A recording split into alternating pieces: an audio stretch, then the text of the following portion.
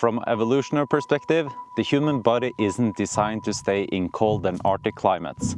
But there's a solution to that. Dress in layers. The human body has a reference temperature that lies between 36 to 37 degrees Celsius.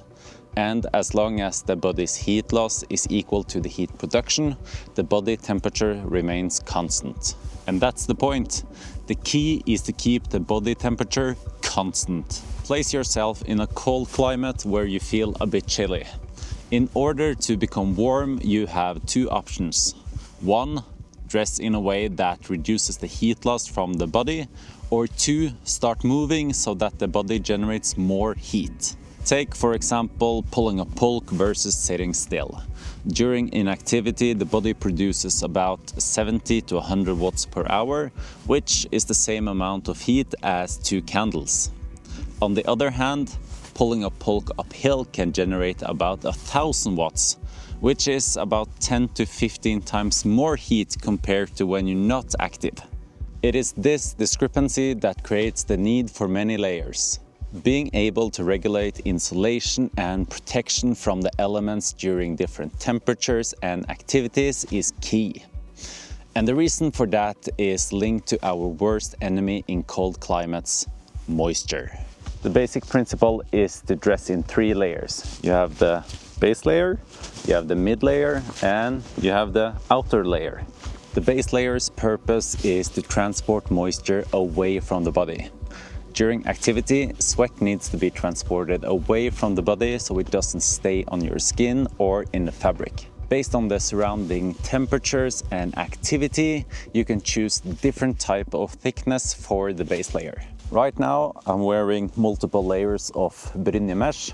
This fabric has been developed with inspiration from Viking armor, also known as Brynje. This mesh is one of the most effective, insulating and fastest drying base layers you can get. At times of high activity, the fabric transports excess moisture and heat away from the body, and at times of low intensity or periods of rest, the fabric retains warm air and forms an insulating layer next to the skin. Next up is the mid layer. The mid layer's job is to transport moisture away from the base layer and to provide insulation. This layer should also be slightly larger in size so that air can be trapped between the layers, which helps to retain warmth without being constrictive. In this case, I have put on a wool shirt on top of the base layer. And if it's really cold, you can continue adding more layers if you want to. And last but not least is the outer layer. This layer should fit on top of the base and insulation layer and must be large enough to fit over all the layers. The purpose of this layer is to protect you against wind and snow, and it usually consists of breathable, windproof and waterproof materials. Similar to other layers, the outer layer should transport moisture away from the body and keep you warm. So, by choosing clothing according to the temperature and the activity, you should be able to stay dry and warm throughout the trip. Enjoy!